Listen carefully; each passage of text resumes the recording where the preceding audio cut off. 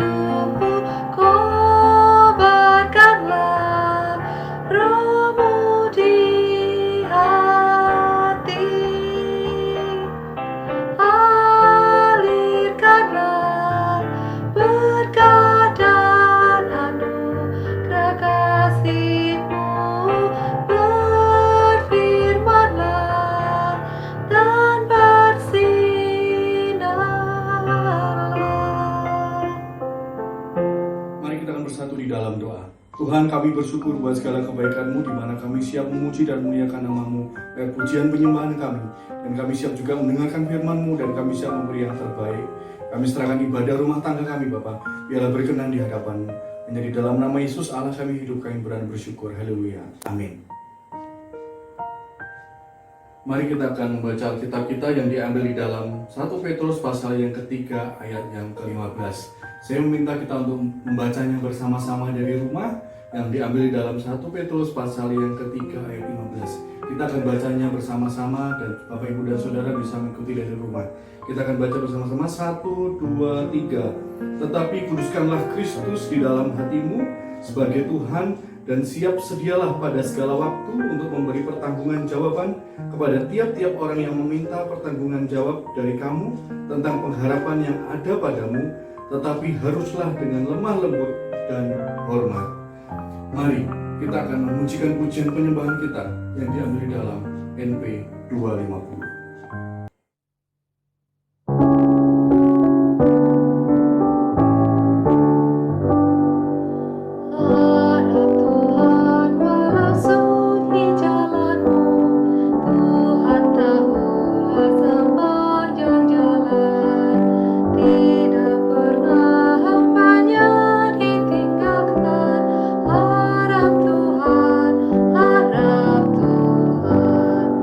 Harap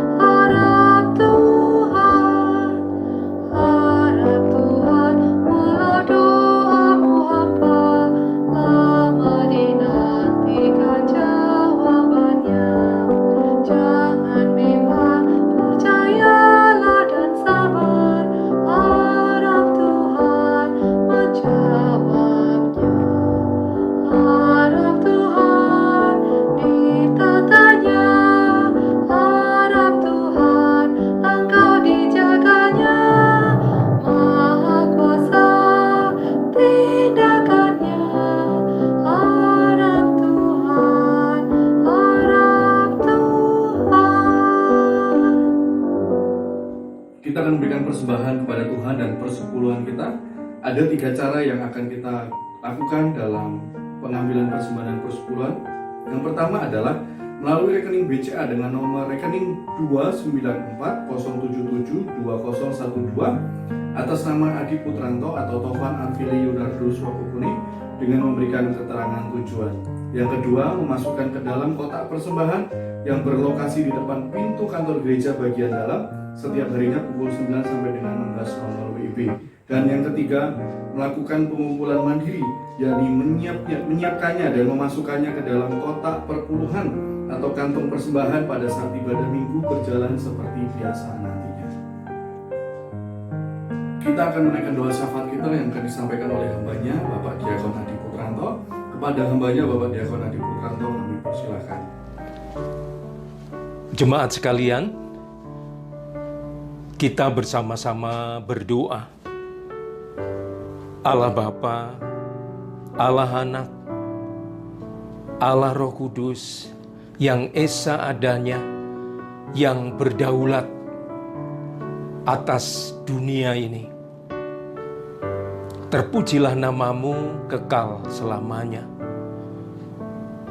Kesempatan yang terus Tuhan beri bagi kami dengan peristiwa yang Tuhan izinkan terjadi, terus membawa kami semakin takjub, semakin patuh, semakin tunduk di hadirat-Mu. Kami bersama jemaat Gereja Baptis Indonesia Karunia Tuhan bersatu hati, berdoa bagi bangsa dan negara kami.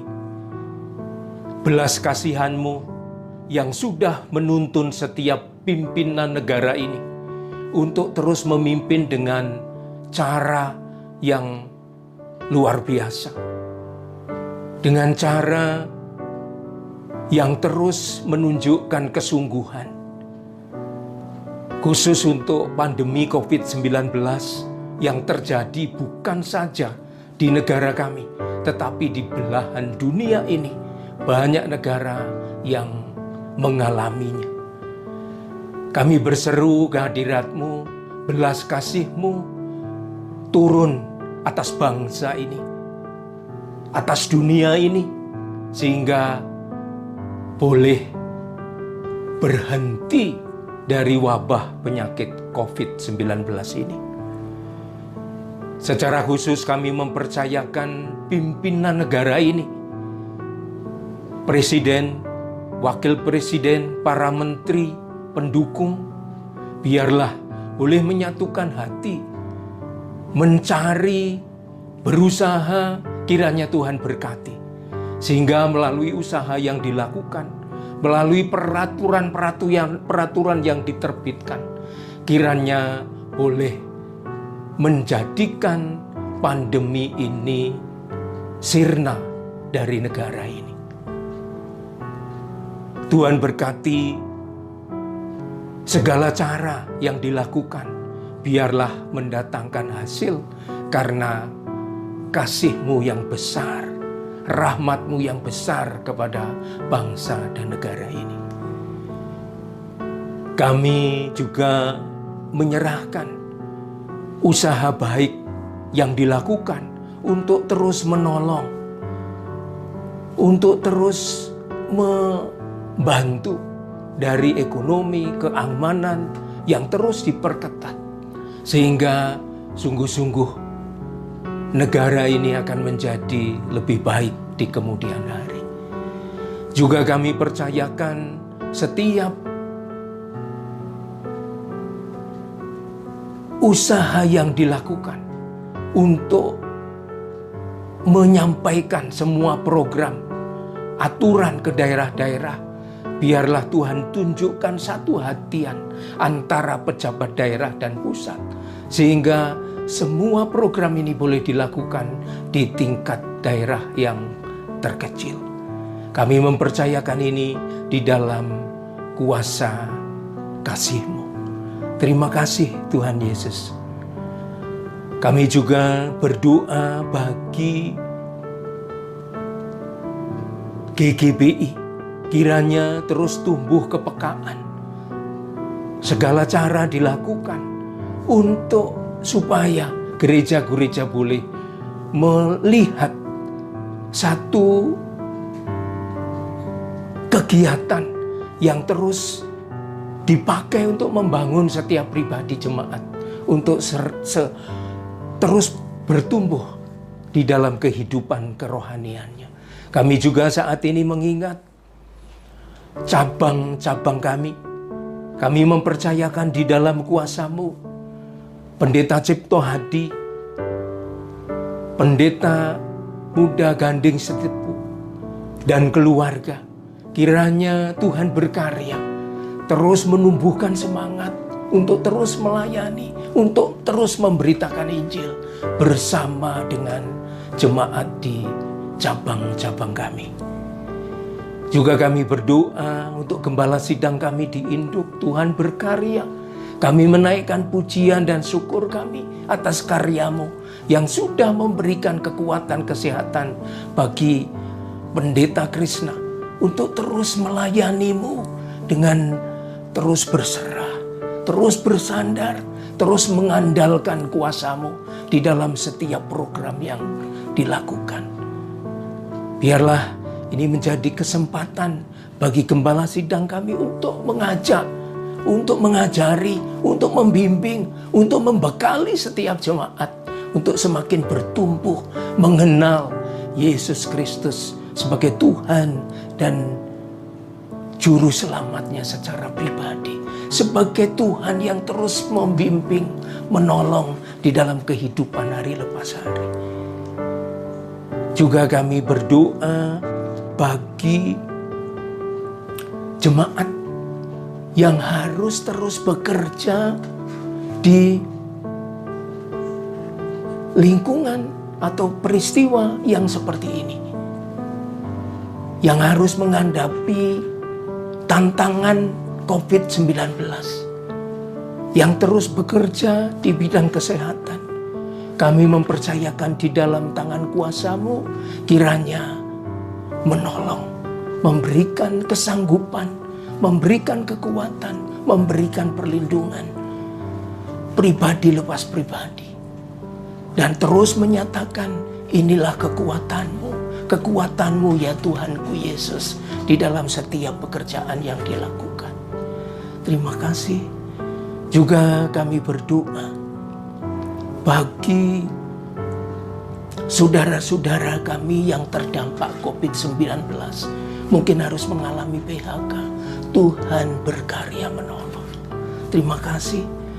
Juga kami berdoa bagi jemaat-Mu yang merindukan keturunan. Tuhan berkarya menyediakan tepat pada waktunya. Tuhan yang menjawab segala seruan doa yang terus dipanjatkan kehadirat-Mu. Terima kasih Tuhan Yesus, terima kasih kesempatan yang Tuhan beri bagi kami untuk berdoa, untuk terus menaikkan doa-doa kami. Karena itulah kebutuhan kami tentang Tuhan Yesus yang peduli, yang penuh kuasa, yang sanggup. Juga kami berdoa bagi saudara-saudara kami yang Tuhan anugerahi dengan usia yang istimewa, para lansia kami. Kami terus berdoa bagi saudara-saudara kami ini, kiranya boleh mengalami Tuhan, mengalami perjumpaan dengan Tuhan.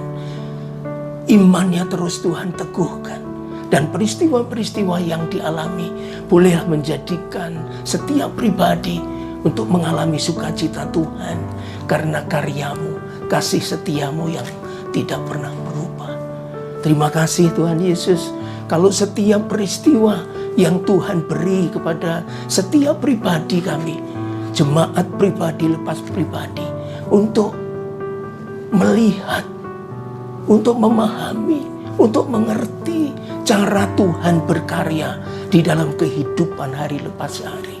Biarlah itu semua membangun setiap pribadi untuk semakin dekat kepada-Mu, semakin menikmati hadirat Tuhan, semakin mengalami perjumpaan dengan Tuhan di dalam setiap peristiwa yang dialami. Dan kami merindu setiap pribadi boleh mengalami bangunan rohani di dalam kehidupan kami hari lepas hari. Terima kasih, terima kasih, terima kasih Tuhan Yesus atas kesempatan saat ini. Ampuni segala kesalahan kami. Terpujilah namamu kekal selamanya. Di dalam nama Tuhan Yesus kami berdoa. Amin. Mari kita akan memuji nama Tuhan dan kita mempersiapkan hati dan pikiran kita untuk kita mendengarkan khotbah dan kebenaran firman Tuhan yang akan disampaikan oleh hambanya, Pendeta Muda Krishna Wahyu Surya. Namun sebelumnya kita akan memuji nama Tuhan dan mempersiapkan hati kita dengan pujian kita NP 89.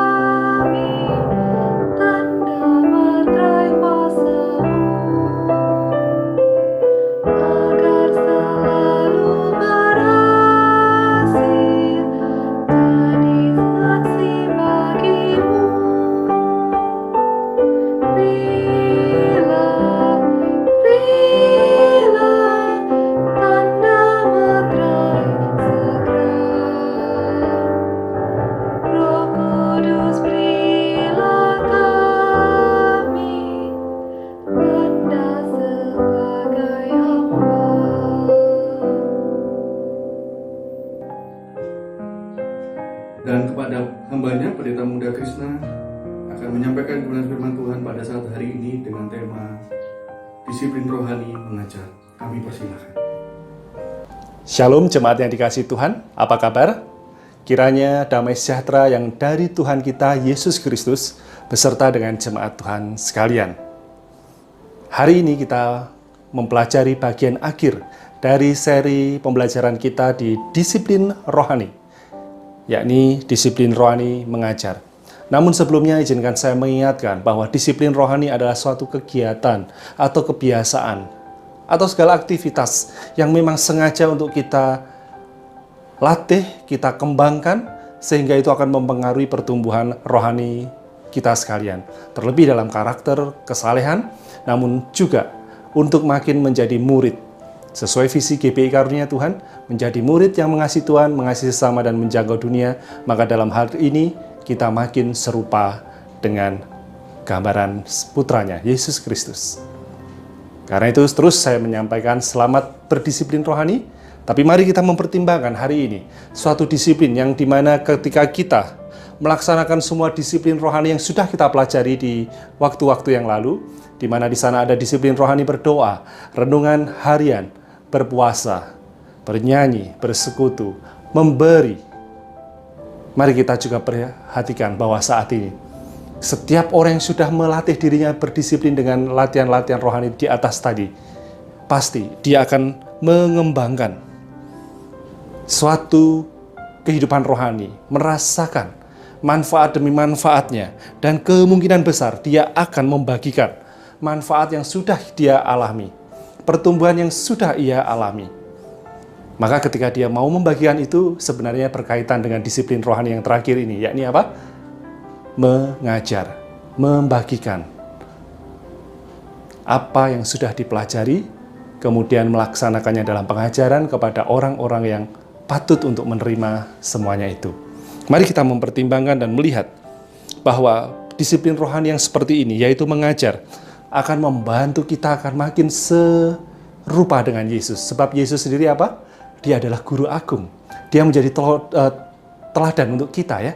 Menjadi guru yang mengajar untuk umum maupun mengajar secara private, secara pribadi. Maka mari kita melihat di sana. Ada tugas mengajar yang memang dalam Alkitab disampaikan kepada kita jemaat Tuhan agar kita apa? Bertumbuh di dalamnya. Tugas mengajar. Memang tidak semua orang itu disebut sebagai pengajar atau guru ya, atau guru. Tidak semuanya. Sebab dikatakan di dalam kitab Roma pasal 12, khususnya ayat 6 dan 7, di sana disebutkan bahwa Roma 12 ayat 6 dan 7, demikianlah kita mempunyai karunia yang berlain-lainan. Menurut kasih karunia yang dianugerahkan kepada kita, jika karunia itu adalah untuk bernubuat, baiklah kita melakukannya sesuai dengan iman kita. Jika karunia itu untuk melayani, baiklah kita melayani. Dan jika karunia mengajar, baiklah kita mengajar. Rupa-rupanya ada banyak karunia. Salah satunya adalah karunia mengajar. Namun jelas sekali tidak semua orang atau setiap anggota tubuh Kristus memiliki karunia rohani yang sama. Berarti ini artinya ada beberapa di dalam gereja atau tubuh Kristus yang memang diberi karunia atau kesempatan untuk menjadi pengajar atau guru. Tetapi juga dikokohkan dalam 1 Korintus pasal yang 12 ayat 28 sampai 31 di sana bahwa meskipun demikian tidak semuanya mengajar atau tidak semuanya adalah pengajar. Seperti dikatakan dalam 1 Korintus 12, tidak semua orang rasul. Maka demikian juga sama, tidak semua orang adalah pengajar. Walaupun di dalamnya di sana ada orang-orang yang memang dipercayakan untuk menjadi pengajar. Yakobus mengingatkan kepada kita dalam Yakobus pasal yang ketiga ayat pertama sampai yang kedua, mengingatkan mengenai bahaya atau sebenarnya konsekuensi dari seorang pengajar atau guru. Ada penilaian yang lebih ketat untuk para guru atau pengajar. Sebab dikatakan di sana dalam Yakobus pasal yang ketiga ayat 1 sampai 2, saudara-saudaraku, janganlah banyak orang di antara kamu yang mau menjadi guru. Sebab kita tahu bahwa sebagai guru kita akan dihakimi menurut ukuran yang lebih berat. Nah, Bapak Ibu Saudara yang dikasihi Tuhan, maka kita melihat di sini bahwa berkaitan dengan hal-hal yang pengajaran formal, nampaknya kita perlu mempertimbangkan bahwa tidak semua kita adalah guru. Karunia guru memang ada atau pengajar memang ada. Tidak semua di dalam gereja memiliki karunia yang sama seperti itu. Namun demikian kita harus memberikan yang terbaik. Bahkan ketika Anda menyadari Anda memiliki karunia untuk mengajar atau menjadi guru, lakukan yang terbaik. Karena tidak semua dalam tubuh Kristus atau gereja memiliki hal itu. Namun juga kita terus mewaspadai atau melihat konsekuensi. Bagaimana bahwa berkaitan dengan pengajaran ada nilai yang lebih ketat untuk para guru. Jadi berkaitan dengan hal ini, pengajaran secara formal, namun juga ternyata walaupun tidak semuanya adalah pengajar, namun kita semuanya harus mengajar. Ini bagian yang kedua.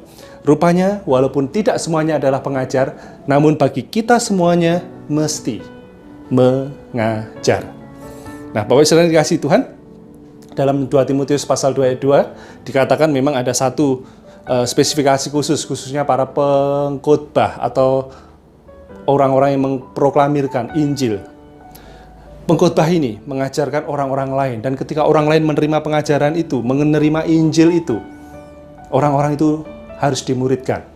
Maka si pengkhotbah ini tidak akan berhenti hanya sebagai pengkhotbah saja, tetapi selanjutnya ketika ada orang-orang percaya, ia akan meneruskannya kepada orang-orang lain yang percaya. Supaya mereka yang baru percaya ini menjadi murid dan bertumbuh.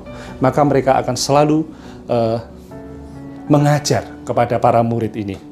Nah, saya cukup concern dalam hal berkhotbah karena memang itu adalah saya sadari satu panggilan khusus di dalam panggilan pengembalaan saya.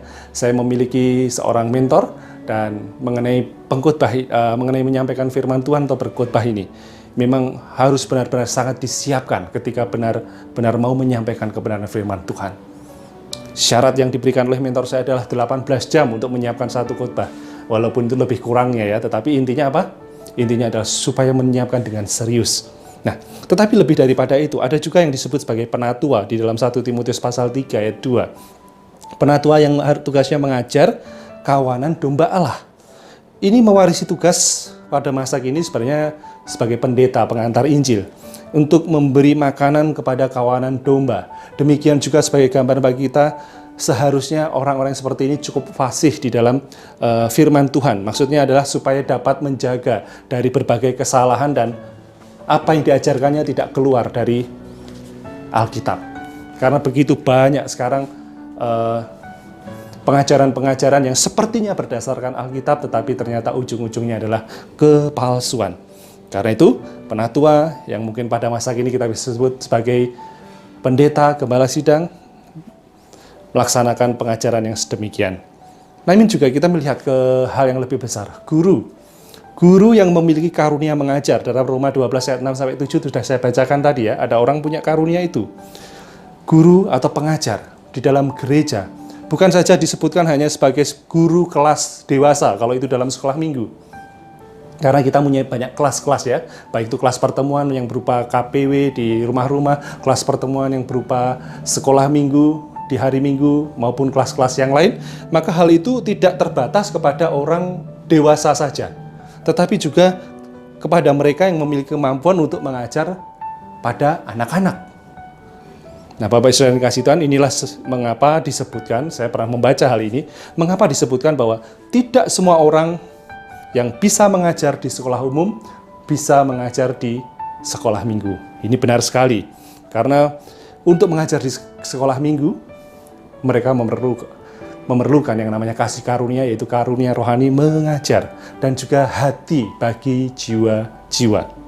Bahkan untuk guru sekolah minggu kita pada masa kini pun, hal ini mungkin menjadi tantangan makin besar ketika di masa pandemi seperti ini. Pengajaran mungkin harus berubah.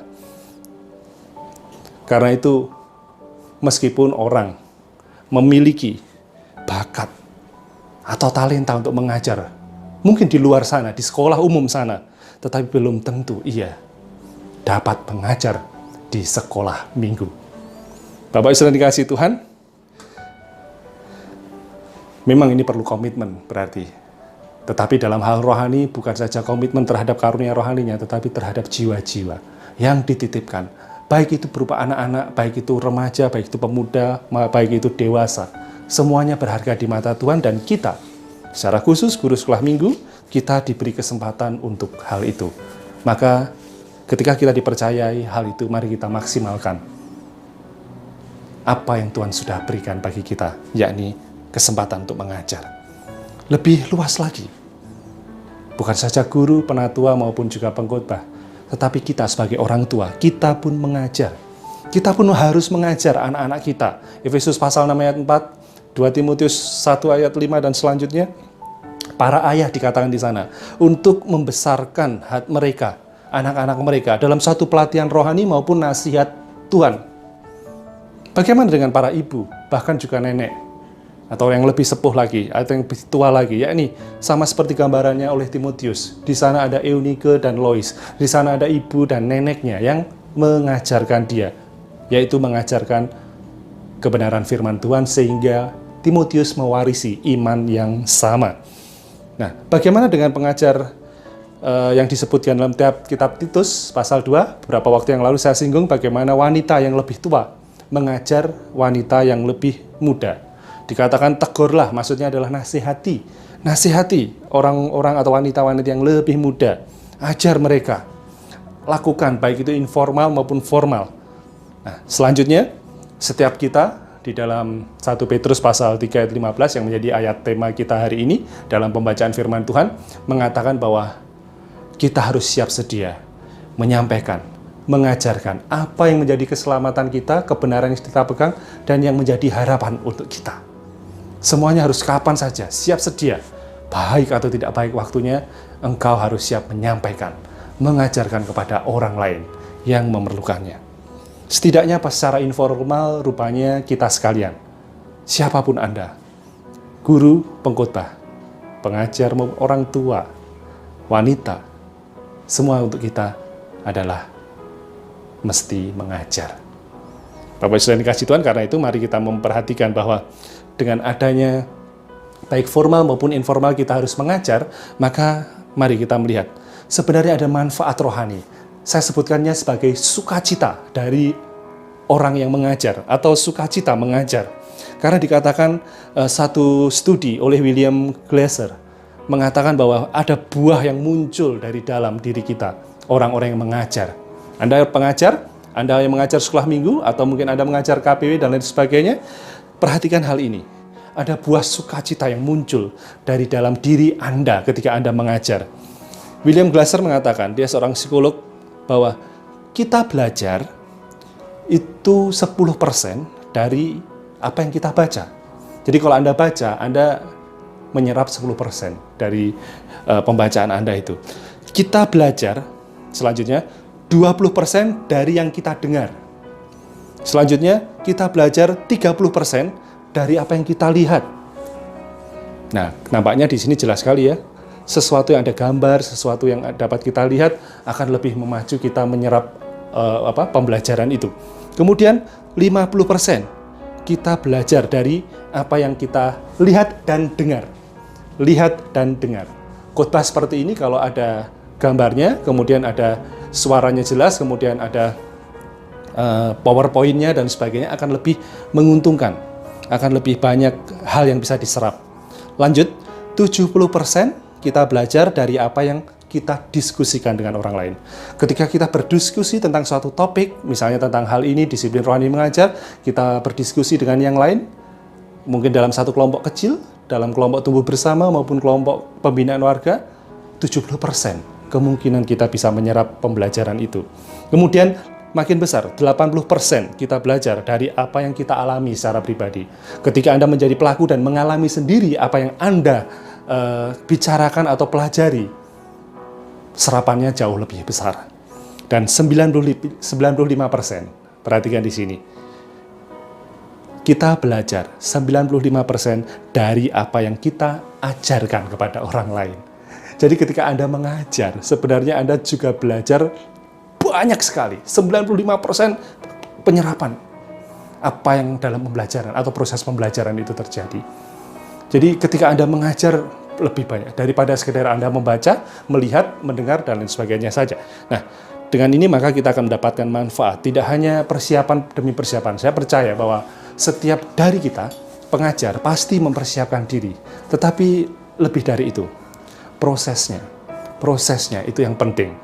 Bagaimana pada akhirnya dari segala persiapan dalam doa, dalam segala hal detil demi detil disiapkan, kata demi kata, PowerPoint mungkin disiapkan dan sebagainya, sampai akhirnya Anda menyampaikan.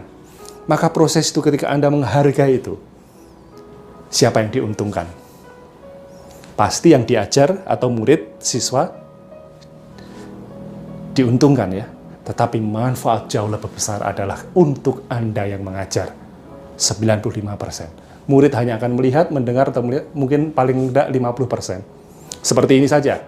Ketika Anda mendengar khotbah saya pada saat ini, selesai kebaktian, saya yakin 50% Anda akan mengingat khotbah saya. Dan saya maklum, kalau Anda tidak ingat khotbah saya seluruhnya. Dan besok, kalau Anda hanya mengingatnya 10 atau 20%, saya juga bisa maklum. Kecuali Anda melakukan, mengalami firman itu sendiri, Anda akan belajar jauh lebih banyak. Karena itu Bapak Saudara dikasih Tuhan, mari kita perhatikan bahwa siapa yang diuntungkan dari mengajar, siapa yang mendapatkan sukacita lebih banyak ketika dipercaya untuk mengajar. Si guru, si pengajar itu sendiri. Karena itu, muncul dalam diri kita akan semangat ketika kita akan menyiapkan diri atau mengajar. Tetapi juga lebih lagi, rupanya ada buah sukacita atau buah sesuatu hal, yaitu yang disebut sebagai buah rohani yang muncul dari luar atau nampak dari orang lain. Kita akan melihat bahwa buah yang muncul dari orang lain, jika kita perhatikan Yohanes dalam 3 Yohanes 3 ayat 3-4, maka kita akan melihat di sana Yohanes sangat bersukacita ketika mendengar tentang mereka, para murid yang pernah mendengar ajaran Yohanes. Karena didapati apa? Mereka berjalan dalam kebenaran. Jadi ketika mereka menghidupi firman yang sudah didengar dan Yohanes dapat melihat pertumbuhan rohani mereka, sukacita itu ada. Bukan saja dari guru, tetapi ketika yang dari luar atau dari orang lain juga muncul pertumbuhannya.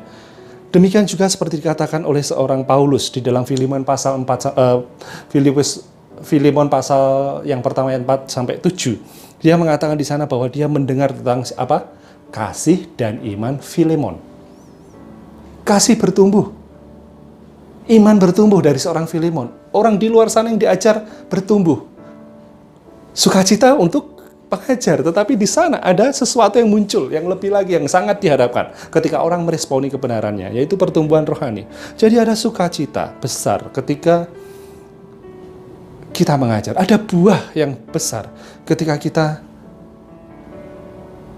mengajar. Karena kita akan melihat di sana bahwa orang-orang yang menanggapi Injil pasti bertumbuh. Orang-orang yang meresponi Injil pasti akan bertumbuh dalam kasih karunia Allah.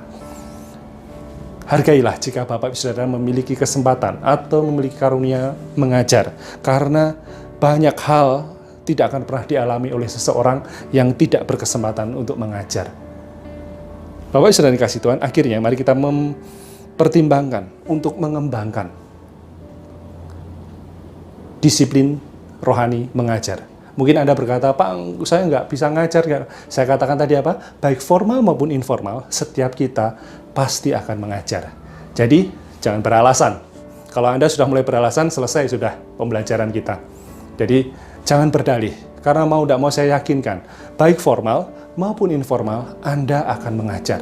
Anda diminta mengajar. Bahkan di masa-masa sulit pun mungkin Anda harus siap menyampaikan pengajaran kebenaran firman Tuhan. Karena itu mari kita mengembangkan disiplin rohani mengajar. Yang pertama mungkin kita bisa melihat ya, bagian pertama kepada Ezra di dalam Perjanjian Lama, di mana dia ketika mengembangkan disiplin rohani mengajar adalah dia mengambil bagian yang awal, yaitu apa? Menjadi murid, menjadi pelajar dulu. Menjadi pelajar sebelum mengajar, menjadi murid sebelum menjadi guru. Karena itu perihal Ezra dapat kita lihat dalam Ezra pasal 7 dan mulai ayat 6 sampai seterusnya, maka kita akan melihat di sana bahwa ia yang mulainya adalah sebenarnya juru tulis. Tetapi kemudian dia belajar kebenaran firman Tuhan. Dia terampil akhirnya dalam hal hukum Musa, tentu ini Taurat. Dan dia mulai untuk mempersiapkan dirinya mencari firman Tuhan. Itu dikatakan di dalam kitab Ezra pasal yang ke-7 ayat 6 dan selanjutnya.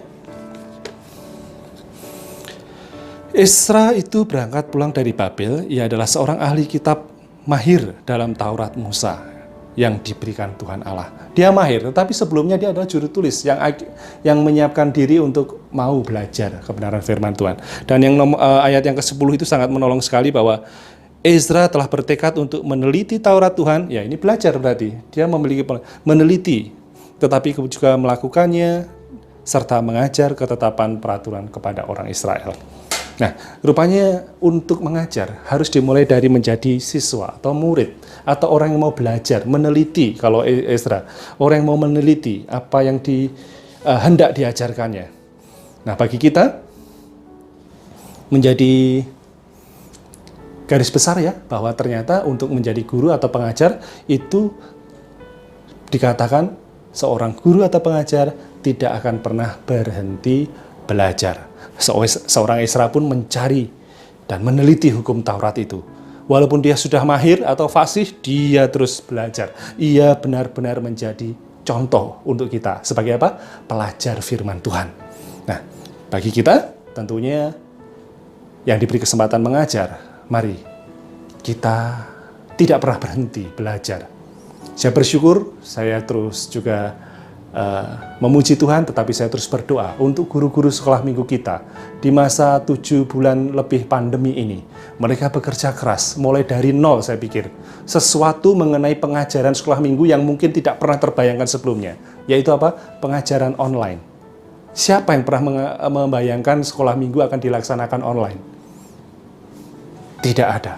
Banyak gereja baptis Indonesia pun tidak siap untuk itu. Tetapi saya bersyukur guru-guru sekolah minggu kita apa?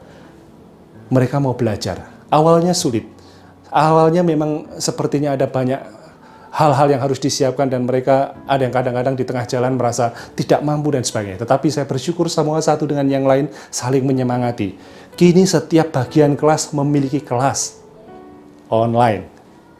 Ini adalah tidak lain ada semangat dari semua guru yang siap untuk mengajar. Karena mereka tahu pengajaran atau mereka sebagai pengajar tidak berhenti untuk belajar. Mereka belajar recording, mereka belajar apa? Editing. Melakukannya di setiap kelas bagian kelas masing-masing.